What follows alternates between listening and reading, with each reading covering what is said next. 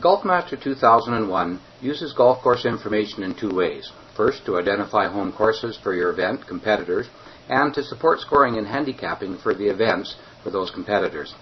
If you are conducting an event at a specific course, then that course has to be fully defined to the system. If you're only using the course as a player reference, then you only need to record the course basic information. Over time, you will have all your courses set up, and this activity will be less onerous.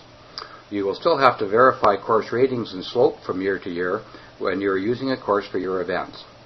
Let's look at setting up a golf course. To start the process, press the Course Setup button.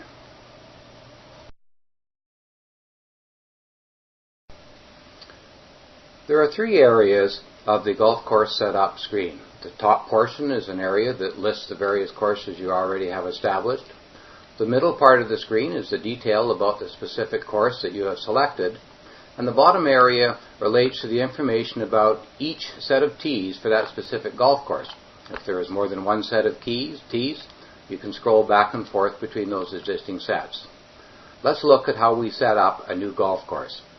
We hit the Create New Course button. We're presented with a blank screen.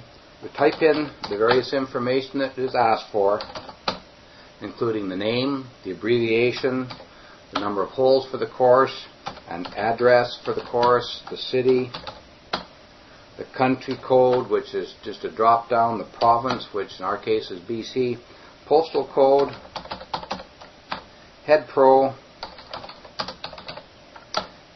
phone number,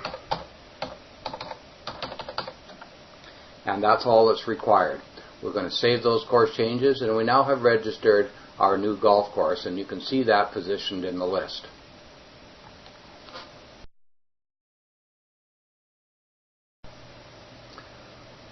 Once the basic golf course information has been saved, we can now create a new set of tees. To create a set of tees, press the Create New Set of Tees button, and we're ready to go. We're going to start off by selecting a name of our tees, in this case member. We're going to select a color, in this case black. We're going to record the course rating of 71.9 and a slope of 126. We're now going to fill out the rest of the information, which includes the yardage, the par on each hole, and the stroke rating for each hole.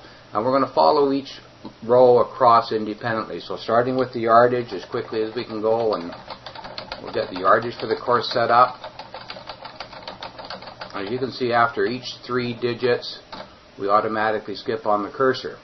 For the par strokes, the cursor will skip after every single digit we enter. These yardages may not add up properly to the strokes or the par, but we're going to continue anyway. Par 2, don't see too many of those. And then for the strokes, we've got an arithmetic equation in place to make sure that you enter the stroke rating for each hole on each side of the golf course correctly.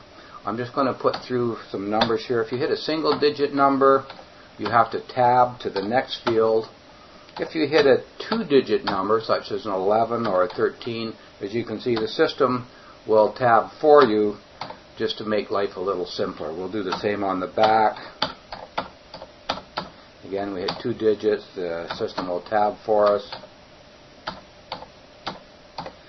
And so we have all our hole ratings from 1 through 17 on the front, 2 through 18 on the back. And when we're finished, we'll save those tees just by pressing the Save Tee Changes. At that point, we're done. You'll notice that we have a set number 1 here. And if we require a second set of tees, we just repeat that process by pressing the Create New Set of Tees. You'll see we're now working on set number 2. There's a scroll bar. We can scroll back to the previous set, and we can go in and enter information about our second set of tees. In this case, we're just going to cancel this action. We're asked if we want to abandon. We're going to say yes, and we're left with our single set. So that takes us to the end of setting up our course. Thank you, and we look forward to seeing you in the next video clip.